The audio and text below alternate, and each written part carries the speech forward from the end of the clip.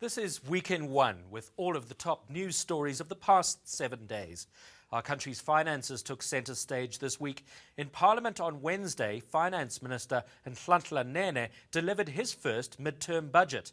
Not great news. Our growth rate is significantly lower than expected. The minister says it's time to tighten our belts. If his predecessor had little room to move, the new finance minister is in an even tighter spot. South Africa's GDP growth for this financial year has been half of the expected 2.7% and revised down to 1.4%.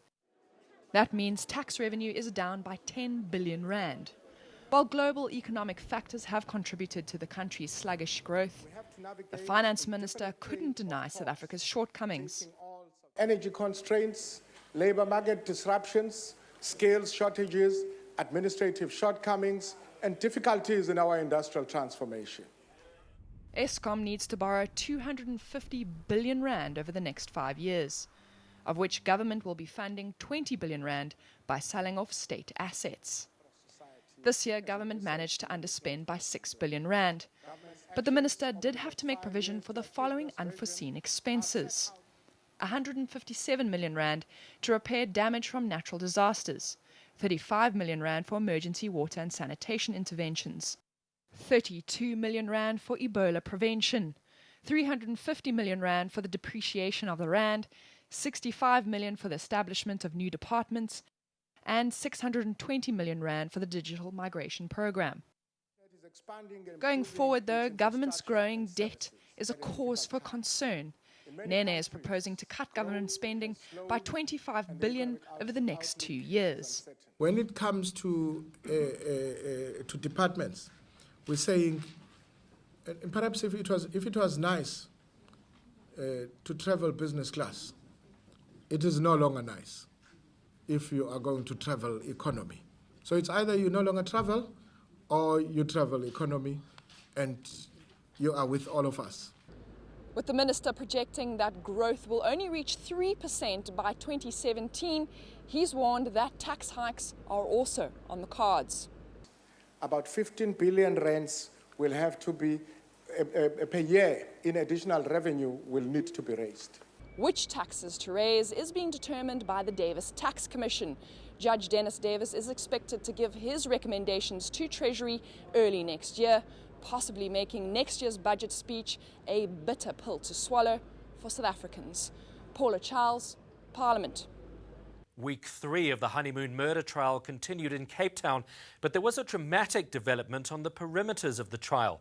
Convicted triggerman Xolile Mngeni died in prison last weekend. He had been suffering from a brain tumour. Although Mngeni was not a state witness in the murder trial of Shuyen Dewani, his death may still have an effect. He was the only person who could have corroborated the stories of the other hitmen. That, of course, is now no longer possible. But inside the courtroom, Dewani's lawyers grilled ballistics expert Peter Engelbrecht on Wednesday. Not a great day on the stand for Peter Engelbrecht. He tried to explain where Annie Dewani's killer was sitting in the hijacked vehicle. He told the court he'd reconstructed the shooting to determine the trajectory of the bullet. He'd also taken physical measurements of the late hitman Xolile Mngeni, but he admitted these tests were done at the 11th hour.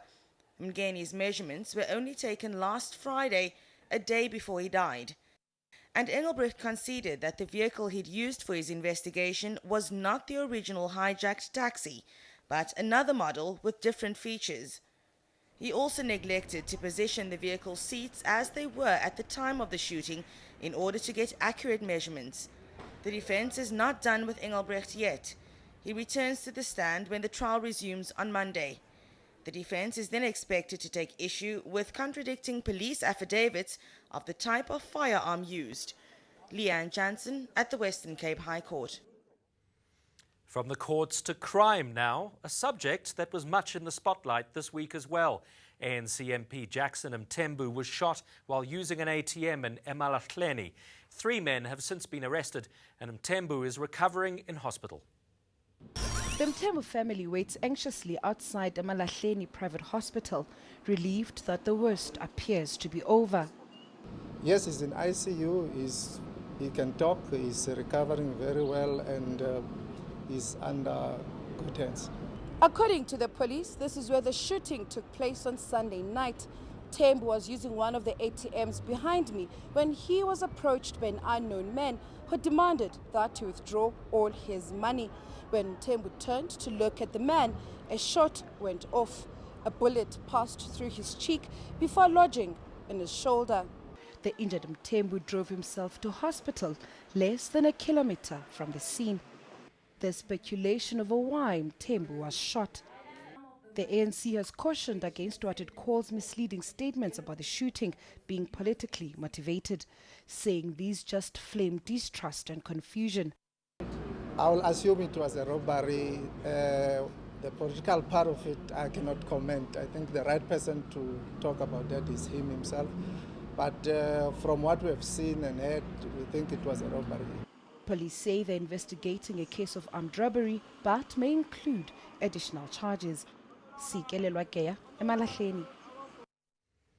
The spate of mall attacks has also been highlighted this week. The police say there have been 106 attacks on shopping centres across the country in the past 6 weeks. This attack took place in 2011, but more than 100 times in the past 6 weeks, shoppers around the country have had similar experiences. Most occur in Gauteng. But there's been a spike in armed robberies at malls in the Western Cape in the past month. Police say they're closing in on the criminals. We're a little bit encouraged and hopeful, because if we look at the arrests we have made in the Gauteng challenges, and we're starting to link some of these criminals to a number of cases, could be linked to the malls, could be linked to other criminality in the past, that has assisted us quite significantly. Authorities have also highlighted the problem of insufficient security at shopping centres. Police say their investigations show well-organized syndicates are responsible, and that the stolen merchandise is being shipped out of the country. Police chiefs from the SADC region have pledged to increase cross-border cooperation in their fight against the syndicates. After the break, the burger joint brawl involving a high-profile politician.